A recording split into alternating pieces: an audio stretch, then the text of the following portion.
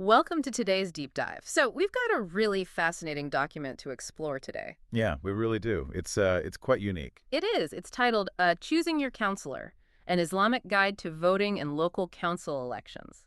Right, and it was written specifically for the upcoming all-out May elections for the Kirklees Council. Exactly.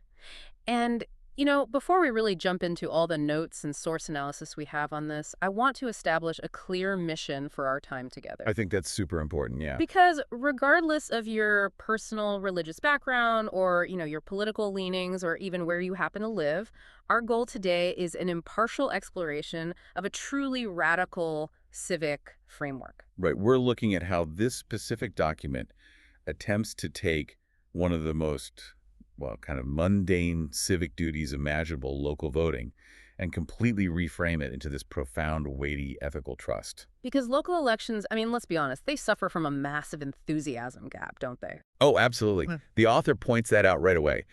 They're the elections people pay the absolute least attention to. Right. Even though, ironically, they have the most direct impact on our daily lives. The ultimate goal of this text is to fundamentally change how a community evaluates its leaders to fix that gap.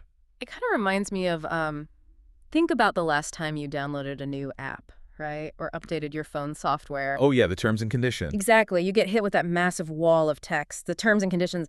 And most of us, we just scroll rapidly to the bottom, click accept, and move on with our day. Right. Nobody reads a single line of that. No one. It just feels like a meaningless hurdle. We just sort of assume someone else somewhere has already figured out all the important details, so the stakes feel incredibly low. Yeah, that's a perfect analogy. Because for a massive portion of the electorate, that is exactly how we treat local elections. It's just the ultimate civic afterthought. Exactly. We show up, we click the real-world version of accept by ticking a box, and we go home. So how does this text actually go about shattering that habit of apathy? Because that's a hard habit to break. It is. And it starts by holding up a mirror to the specific behavioral traps that drive that apathy in the first place. Okay, what kind of traps? Well, the author points out a pretty blunt truth. People frequently vote the wrong way, not out of malice, but because they've just never been given a framework for what they're supposed to be looking for. Right. So most voters act entirely out of social reflex. Like voting for whoever your parents voted for. The document specifically critiques that generational habit. Yes, that's a big one. The text also highlights the trap of voting based on ties to a brotherhood. And just to clarify for everyone listening, that translates to like a clan or brotherhood, right? Exactly. Or, someone casting a vote simply because a specific name was mentioned by a prominent figure at the local mosque. So it's about relying on these social shortcuts. Precisely. Citizens rely on these shortcuts. They go to the ballot box, Right. appease their social circle, cast their vote, and essentially just forget about local politics for the next 4 years. The engagement literally ends the moment the ballot drops in the box, at least until the next time a politician knocks on their door asking for a favor. Yes, a sleepwalking mentality. And that's exactly what the author is trying to disrupt. And the text uses an incredibly intense analogy to wake the reader up, right? It moves far beyond just telling people, hey, pay more attention. Oh, it goes way further. It introduces this concept of the wasi. The wasi. Yes. In the Islamic tradition, a wasi is an executor, the manager of an immense trust. Wow, okay. The document asks the reader this phenomenally heavy question. It says, if you were to pass away tomorrow, and it poignantly notes that death comes without warning, right? Right, of course. It asks, who would you appoint to manage your life savings, to protect your home, and to safeguard your children's future? That is a staggering question to bring into a voting booth. It really is. The text argues that every single time you vote for a local councillor, that is the exact level of responsibility you're handing over. You're appointing a wasi for your entire community. Exactly. The author reminds the reader that a local body, like the Kirklees Council, it isn't some abstract talking shop where politicians just debate high-minded philosophy over tea. No, it controls the tangible machinery of society. The document lists out these massive responsibilities. Huge responsibilities. The council controls the area's schools, the adult care homes, the roads, public health initiatives, zoning and planning decisions. Yeah, we're talking about an operational budget that runs into the hundreds of millions of pounds. Right. And this machinery decides whether the most vulnerable people in your community, the elderly, the disabled, kids in failing schools, whether they are protected or if they're just completely abandoned. The stakes are presented as literal life and death for the community's well-being. So going back to that earlier idea, the traditional way of voting is like sleepwalking through that meaningless terms of service agreement. Yeah. But this text demands that you treat your vote like you are granting someone power of attorney over your family's future. It completely shifts the gravity of the whole situation. It really does. It's a total paradigm shift. But okay, if we accept that we are appointing a guardian for our community's future, the immediate question becomes, how on earth do we measure if someone is actually qualified to do that? Right. What's the criteria? Because surely just being a good person isn't enough to run a £100 million budget. No, definitely not. And the text answers that by drawing a standard directly from the Quran. Okay. It references Surah Al-Qasas, which states, "Indeed, the best one you can hire is the strong and the trustworthy." The strong and the trustworthy. Exactly. And from this, the author introduces two non-negotiable pillars that every single candidate must possess. So what's the first pillar? The first pillar is al-Qawi. This translates to strength, competence, and intellectual capacity. Intellectual capacity. Right. And the author highlights a critical mistake that voters often make when evaluating their leaders. They collapse competence and trustworthiness together. Oh, I see. The assumption being that a candidate's piety or their religious devotion automatically covers their ability to do the actual job. Yes. Voters end up supporting someone whose faith or, personal kindness they deeply admire, but who is entirely intellectually unequipped for the realities of local government. The document uses a really visceral analogy to dismantle this kind of thinking, doesn't it? It does. It asks the reader to imagine needing open heart surgery. Okay, high stays. Right. When your life is on the line, what do you check? You check the surgeon's medical qualifications, right? Their years of training, their specific experience in the operating room. You definitely do not check their level of piety. Exactly. You don't ask how many local charity events they have organized. Their intellectual ability to perform the complex surgery is the overriding factor. But let me push back on that a little bit, just playing devil's advocate here. Sure. Surgery is a hard science. There is a very literal right and wrong way to bypass an artery. True. Governing a town is entirely different. It's about human values. It's about prioritizing needs, having empathy. If a counselor has a team of smart advisors or bureaucrats to crunch the numbers for them, why do they personally need to be the intellectual heavyweight? That's a fair question. Shouldn't a deep, genuine care for their neighbors be the primary requirement to advocate for a community? Well, the text actually anticipates that exact assumption. Oh, really? Yeah, and it tears it down by detailing the actual mechanics of local government. How so? A council role is described here as a highly technical, intellectually punishing job. Your elected counselor is going to sit across the table from full-time, seasoned professional officers. Right, the career bureaucrats? Exactly. These are chief executives, finance directors, heads of planning people who spent decades mastering the bureaucracy. They know every loophole and every hidden mechanism in the system. Yes. So imagine a Tuesday night council meeting. The fluorescent lights are buzzing, and the finance director slides a dense 500-page adult social care budget report across the desk. Wow. The text warns that if your counselor cannot read and comprehend that mountain of paper, if they don't have the educational background to spot a devastating budget cut hidden on, say, page 412. Those professional officers will run circles around them. Completely. A kind-hearted but uneducated counselor won't even know what questions to ask. They will literally just nod along. Because a good heart doesn't stop a bad policy. Exactly. If the bureaucrats want to quietly misallocate funds or push through a terrible zoning law, a counselor armed with nothing but good intentions is completely useless. The document is uncompromising on this point. It explicitly states that good intentions do not catch a developer sneaking through a damaging planning application. Right. You need someone who can stand up in the council chamber, process complex legal frameworks in real time, and make a convincing evidence-based argument to stop it. There's a quote from the source material that perfectly captures this dynamic, actually. It says, "Passion without knowledge is not representation. It is performance." Performance, yeah, that's a powerful word. It is. Because we settle for the performance of carrying, the photo ops, the passionate speeches at community centers, rather than demanding the intellectual rigor required to actually govern the machinery of the state. This is exactly why the first pillar, al-Qawi, focuses so heavily on intellectual ability. Does the candidate have the background to comprehend complex law and finance? But intellectual firepower on its own is a double-edged sword, right? Oh, absolutely. I mean, a highly intelligent counselor who lacks a moral compass is incredibly dangerous. And that is exactly why the text introduces the second mandatory requirement, which is al-Amin. Right, which translates roughly to trustworthiness, integrity, and honesty. Yes. But the document is really careful to define al-Amin not as some vague aura of goodness, but as a specific cluster of testable, observable traits that a voter can actually measure. Testable traits. Like what? Well, the author asks the voter to look at the candidate's track record over years, not just weeks. Okay. Does this candidate deliver the same message to every audience? Or do they tell the business owners one thing and the working class families another? Do they keep their word when there are 0 votes on offer? Right, when nobody's watching. Exactly.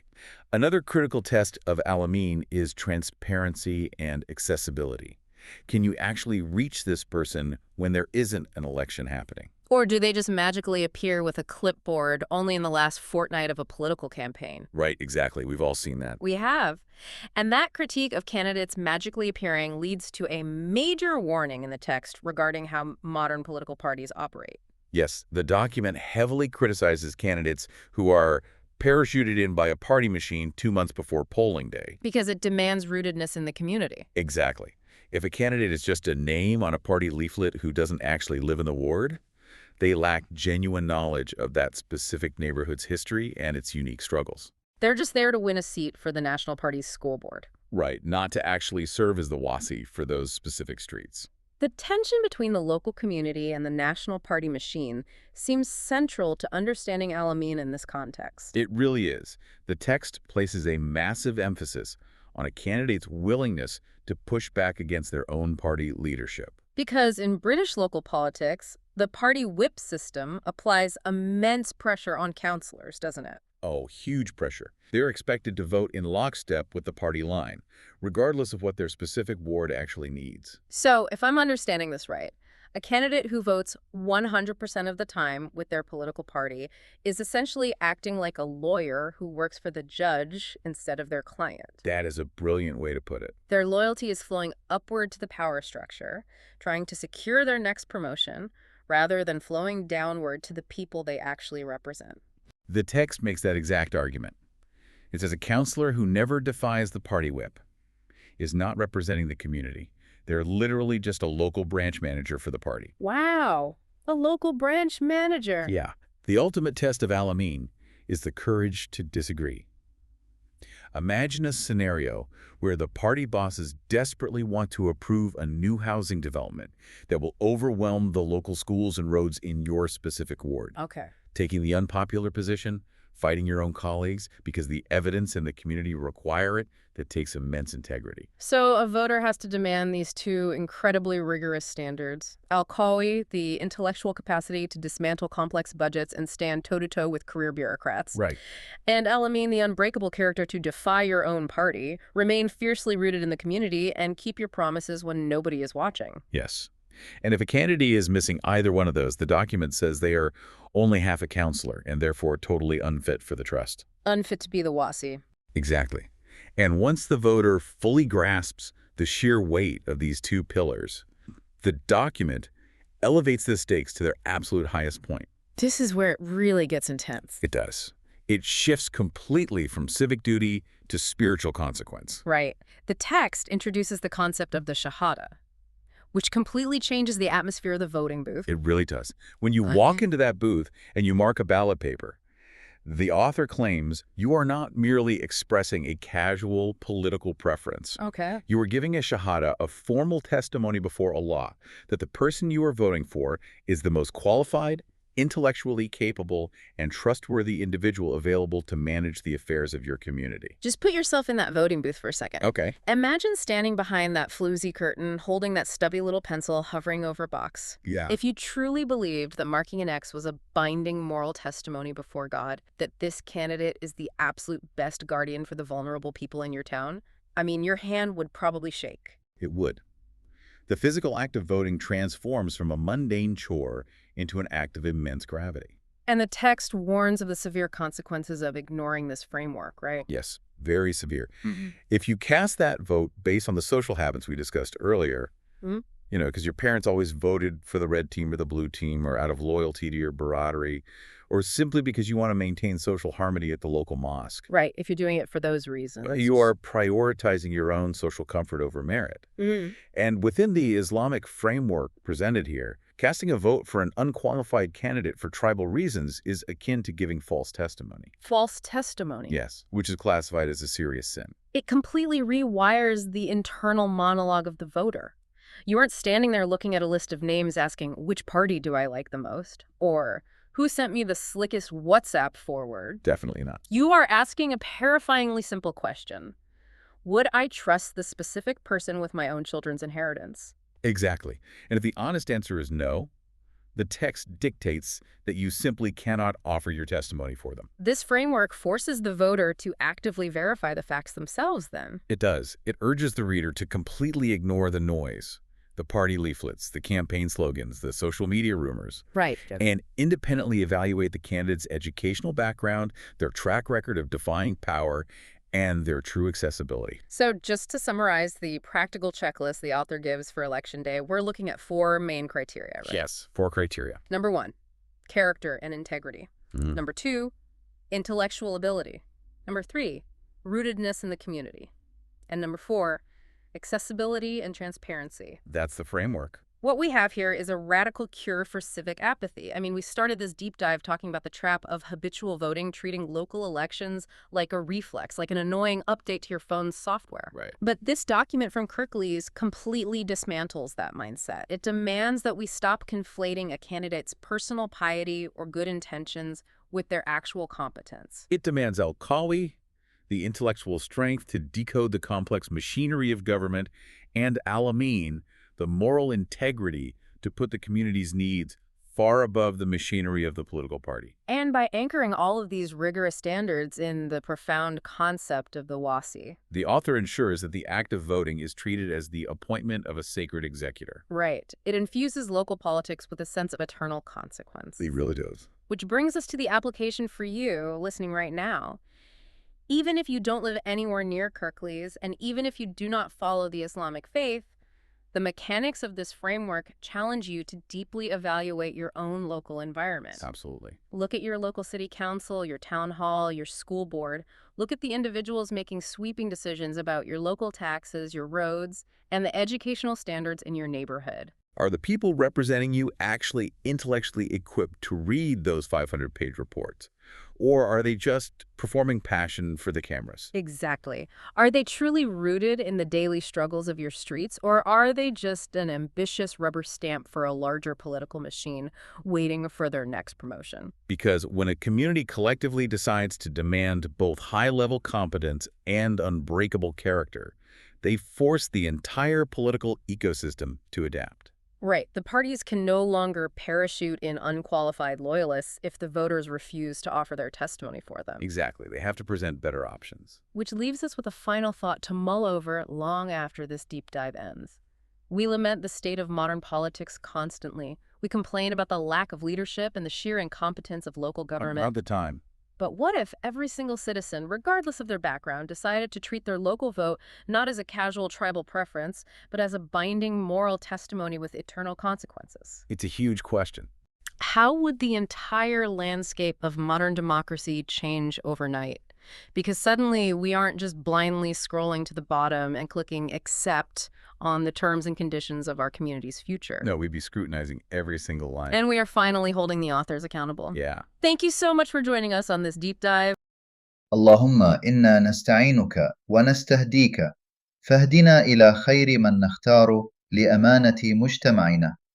اللهم لا تجعلنا ممن يشهد زورا ولا تزغ قلوبنا بالهوى والعصبية والمصلحة الدنيوية، وأعنا أن نختار القوي الأمين من يحمل الأمانة بعلم وتقوى ويقف مع الضعفاء والمظلومين. ربنا لا تؤاخذنا إن نسينا أو أخطأنا، واجعل شهادتنا يوم الاقتراع خالصة لوجهك الكريم. آمين آمين آمين.